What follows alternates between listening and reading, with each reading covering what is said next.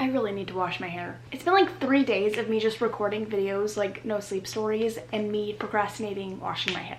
But I have another scary story for you guys. I apologize that most of the stories this month I found myself. I literally have been binge recording videos because I'm moving to Texas in, as of today, like a week. So I needed to get shit done. There's a fucking dead bug on my bed. Wow.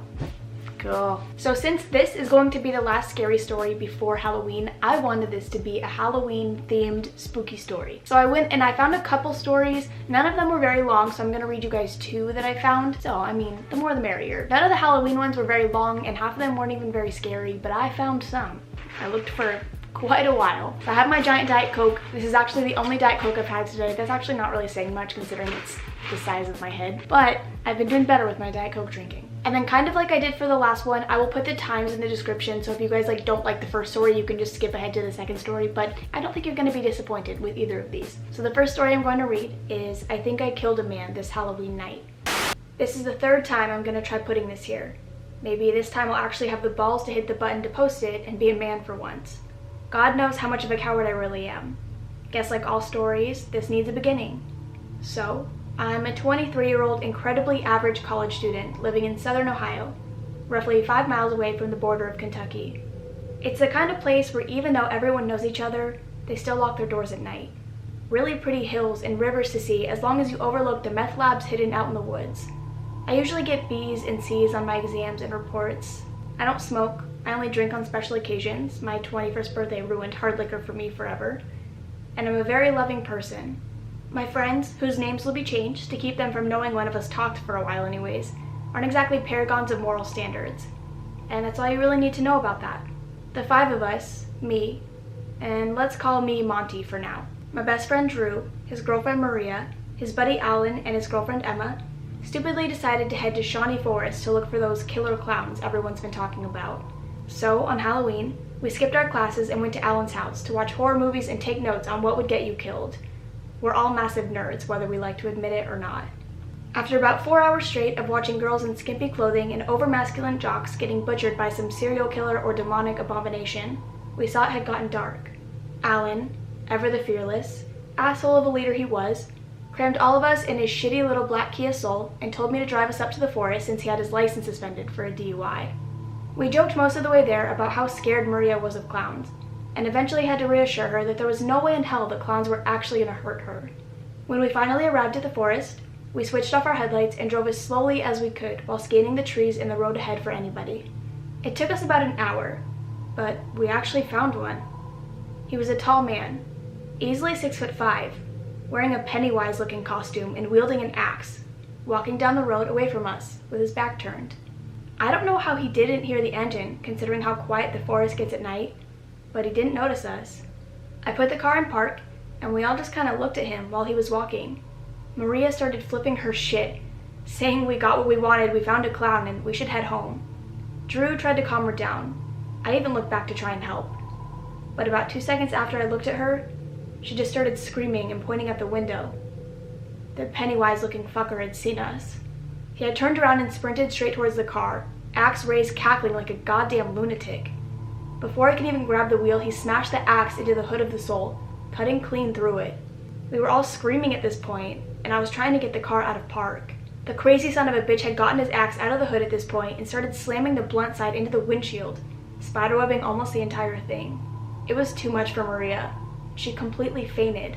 So now, here I am, sitting in the middle of the forest with a crazy killer clown cutting up a car that isn't even mine, with my best friend freaking out that his girlfriend has completely passed out due to fear, and my eardrums are being filled with the most insane laughter I've ever heard. Somehow I was finally able to get the damn car out of park and into reverse, and slam the pedal to the floor, sending us back away from the clown and into a very small tree. This just pissed him off, as he reeled back and chucked his fucking axe into our already damaged windshield, completely shattering the upper left side of it. By the time I had the car out of reverse and into drive, Alan was hysterical and was screaming, "Monty, fucking floor it!" The clown was running right at us at this point, so I did the only thing I could.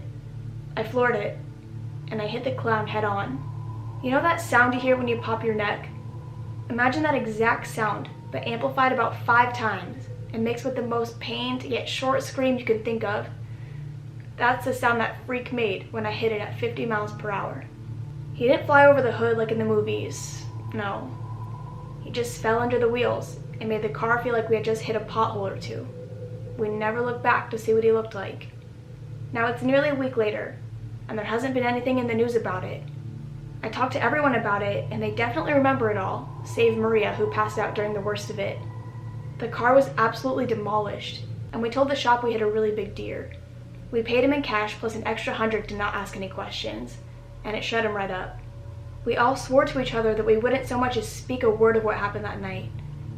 But I guess typing all of it out and posting it here doesn't really count as speaking, does it?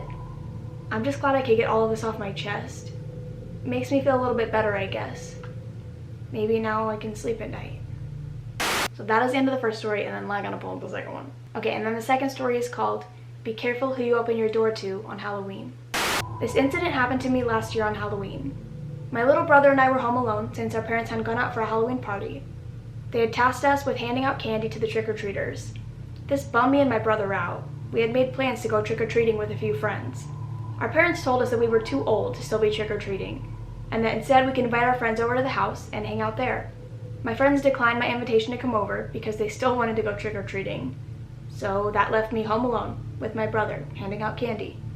A lot of people stopped by our house, and by 10, almost all the candy was gone.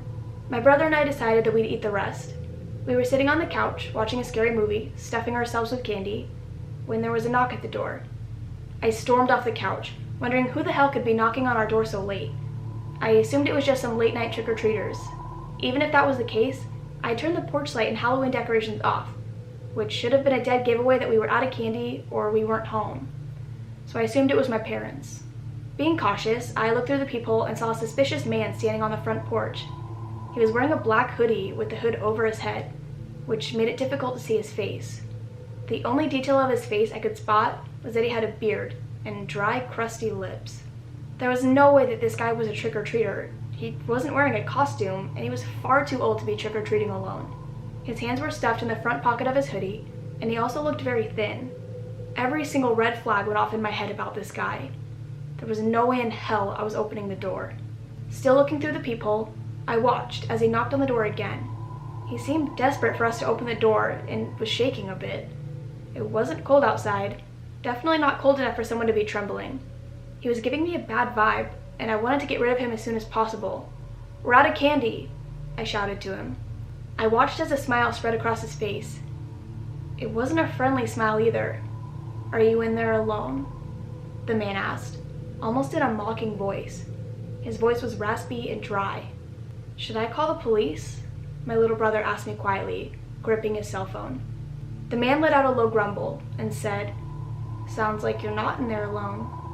I continued to watch him through the peephole. His hands were still wedged tightly in his pockets and he was still shaking a bit. I began to wonder if he was armed.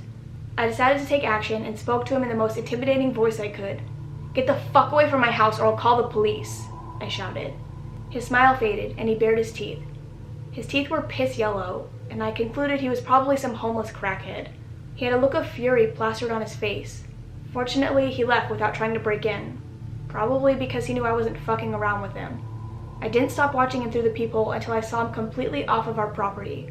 My brother and I breathed a sigh of relief and decided not to call the police. We were still a bit paranoid after and watched TV until our parents came home. We didn't tell him about the man, since he hadn't really tried to harm us. Now when I think back to this, I wish we would have called the police, because maybe we would have been able to prevent the murder. You see, the next day, we found out that the elderly woman who lived a few houses down from us had been brutally murdered.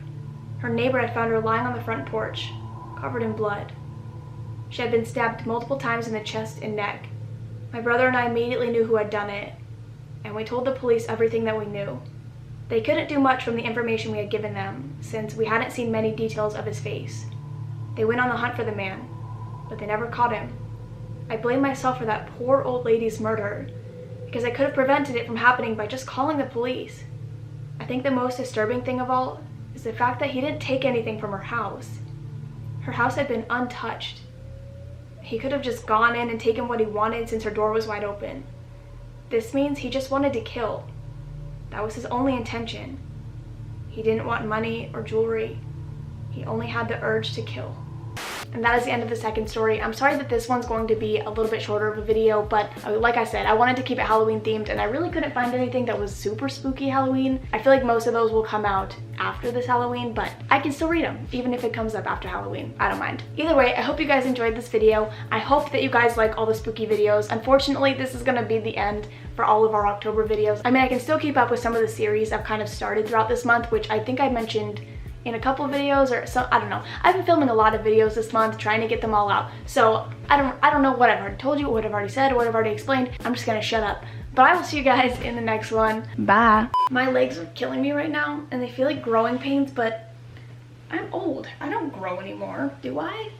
I thought growing pains stopped when you were like 17 and I don't need to be any taller. I'm such a complainer, sorry. See ya.